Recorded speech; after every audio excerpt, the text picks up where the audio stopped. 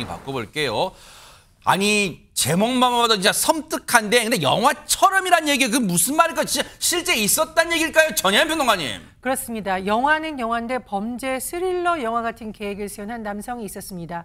60대인 이 남성은요. 이른바 일타 강사라고 불리는 유명한 강사 그리고 재벌, 굉장히 부자인 사람들을 보통 재벌이라고 부르는데 연예인 등을 범행 대상으로 아주 면밀하게 계획을 짰다고 합니다. 어머나? 어떤 계획이냐면요. 이 사람들을 납치해서 몸값으로 한 수십억 받지 않을까. 어머나? 돈을 빼앗겠다는 계획을 세우고요. 생각만 한 것이 아닙니다. 아주 구체적으로 정보를 모았는데요.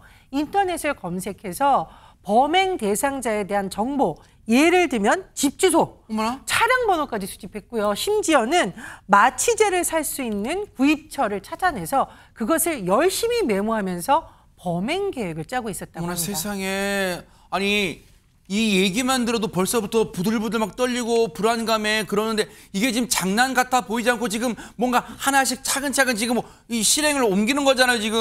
그러게요. 좀 전까지만 하더라도 이게 그냥 계획에 그치는가 보다 이렇게 생각을 했습니다. 그런데 이 60대 남성 완전히 계획을 실행을 옮기기 시작을 했습니다. 어머나. 일단 자기 혼자는 안 될 것 같으니까 공범 물색에 나섰는데요. 성범죄자 알림이 사이트가 있나 봅니다. 그걸 통해서 용산에 사는 한 전과자의 연락처를 알아낸 후에 전화를 직접 걸었습니다. 뭐라고 얘기했냐? 좋은 아이템이 있는데 같이 해볼 생각 있느냐? 아니 납치 이런 게 좋은 아이템이라 그래요? 저 인간이 진짜. 그렇죠. 돈 많은 사람이 있는데 10억 원에서 20억 원을 빼앗으려고 한다. 어머나. 이 일이 잘못되면 징역에 갈 수도 있다라고 제안을 한 겁니다. 어머나. 그런데 일면식도 없는 60대 남성으로부터 이런 공범 제안을 받은 이 전과자 어떻게 했을까요? 바로 다음 날 60대 남성에서 걸어서 해보겠다라고 답을 했다고 합니다. 아니 세상에 아무리 돈이 좋다지만 이담 아나운서 누군지도 진짜 생면부지의 사람한테 전화를 받고 돈 벌 좋은 거리가 있는데 같이 해볼래 그런다고 같이 냉큼 같이 해보겠어요 그렇게 한다고 전화를? 그러니까요. 그렇게 전화를 해서 두 사람이 결국 만났습니다. 어머나. 전화를 받은 사람은 울산에 살고 있었고요. 전화를 한 사람 밀양에 살고 있었거든요. 어딘가에서 만났습니다. 어허. 그리고서는 이 60대 남성이 그 전과자에게 범행 계획에 대해서 설명을 하기 시작합니다. 뭐 예를 들면 대상으로 삼은 사람은 두 사람 정도고 그 사람 집을 좀 보고 있다. 집과 차 세상에. 달고 있다. 장비 준비해야 되고 이 사람들이 반항을 할 수 없는 곳에서 납치해야 한다라면서 어머나, 굉장히 세상에. 구체적으로 얘기를 합니다. 그런데 이렇게 같이 범행을 하겠다 그랬던 전과자가요. 그렇게 헤어지고 나서 감감무소식이었던 거예요. 어허. 닷새가 지나도록 연락이 없으니까 네. 이 60대 남성이 결국 혼자 범행하기로 마음을 먹고 경남 밀양의 자택에서 범행할 목적으로 챙깁니다. 물건을. 망원경, 흉기, 수갑, 장갑을 다 챙겨서요. 저 인간 왜 그래요 진짜. 서울로 이동을 합니다. 서울의 한 호텔 객실에 일단 물건들을 보관하고는요. 강남과 용산 일대를 둘러보기 시작합니다. 어머나. 일주일 동안요, 이 고가의 주택가 주변을 돌면서 쫙 한번 물색을 하는 거예요, 실제로요. 범행 장소를 물색하기도 했고요. 한 상가를 찾아가서는 범행에 쓸 도구를 추가로 구입하기도 했습니다. 어머나 세상에. 아니 지금 여기까지만 얘기를 들어도 제목처럼 영화처럼 섬뜩한 게 아니라 진짜 영화보다도 더 섬뜩한 지금 행동을 하고 있잖아요. 박주 변호사님. 네, 그런데 다행이라고 해야 될 것 같은데요. 이 결론부터 말씀드리면 이 60대 남성의 이 섬뜩한 이 범행 계획은 결국에는 숲으로 돌아갔습니다. 아유, 천만다행이네. 그 이유가 이 연락이 두절됐던 이 전과자 있잖아요. 네네. 한번 범행을 해보자라고 제안했던 네. 그 사람이 사실은 처음부터 이 범행 계획에 솔깃해했던 게 아니기 때문입니다. 어머나? 이 전과자는요 성범죄로 이제 복역 후에 현재는 직장에 다니면서 평범한 삶을 이제 영위하고 있었는데 그런데 일면식도 없었던 사람으로부터 전화를 받아서 이 범행 계획 제안을 받으니까 혹시라도 자신에게 불이익이 생길까봐 전화를 끊은 뒤에 바로 경찰에 방문해서 신고를 했습니다.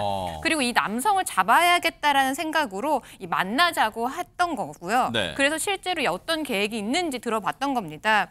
결국 공범으로 포섭하려고 했던 사람이 경찰에 신고를 하면서 범행 계획은 들통이 났고 이 60대 남성은 법정에 서게 됐습니다. 일단은 범행이 실행에 옮겨지기 직전에 이게 다 이제 탄로가 났다는 점은 천만다행인데 혹시 시청자분들 중에 궁금하실 수도 있을 것 같아요. 박선배 변호사님, 이 섬뜩한 계획이 실행에 옮겨진 것도 아니고 그냥 쉽게 말하면 아이디어로 구상만 한 건데 이게 범죄가 되고 법정에 서나 이게 죄가 되나 궁금하실 것 같아요. 살인, 강도 등 일부 강력범죄의 경우에는 구상만 하고 나아가서 준비만 한다고 하더라도 예비죄로 처벌하는 규정을 따로 두고 있습니다. 이 60대 남성도 강도 예비죄로 기소가 됐는데 막상 검거돼서 법정에 서자 이 60대 남성 이전과 다른 입장을 내비칩니다. 네? 이 전과자에게 범행을 함께 하자고 허황된 말을 했을 뿐 진짜 범행을 할 의도는 없었다는 취지로 주장한 것인데 네. 앞서 설명해 드린 것처럼 강도 예비죄는 범행의 목적과 구체적 준비 정황이 존재해야 합니다. 이 중에 범행의 목적을 부인하고 나선 것입니다. 그렇지만 이 재판부는 피고인의 주장을 받아들이지 않습니다. 우선 피고인이 범행 도구를 미리 준비한 점, 내비게이션으로 고가 주택가 등을 검색한 점을 지적합니다. 또한 이 전과자 말고도 다른 공범을 물색하려고 시도한 점, 나아가서 여러 건의 강도 전과가 있는 점 등을 토대로 결국 사전에 치밀하게 범행을 계획했고 의사도 확고했던 것으로 보인다고 판시했습니다. 이에 따라서 중형이 불가피하다고 보면서도 결론적으로는 강도 범행을 저지르지 못한 점, 나이 등을 참작해서 피고인에게 징역 2년 6월에 실형을 선고했습니다. 아니 근데 징역 2년 6개월을 선고한 게 형량도 뭐 부족하다는 생각도 들지만 근데 더 걱정되는 게 이 인간이 징역 2년 6개월을 살면서 반성할까요? 박선배 변호사님 걱정되는 게 우리 그 예전에 그 속된 말로 교도소를 이제 범죄 잡기는 학교라 부른다 하잖아요. 뭐 새로운 범죄 수법도 배운다고. 혹시 2년 6개월 동안 야 이거 이 인간이 분하다. 이번에 안 걸릴 수 있었는데 혹시 하면서 안에서 또 다른 계획을 범행하고 또 그 같이 공범 대상을 뭐 포섭할 수도 있는 거 아니에요? 충분히 구상해 볼 수 있는 상황인데 이미 피고인에게는 강도 전과가 존재하고 특히 이 사안의 경우에는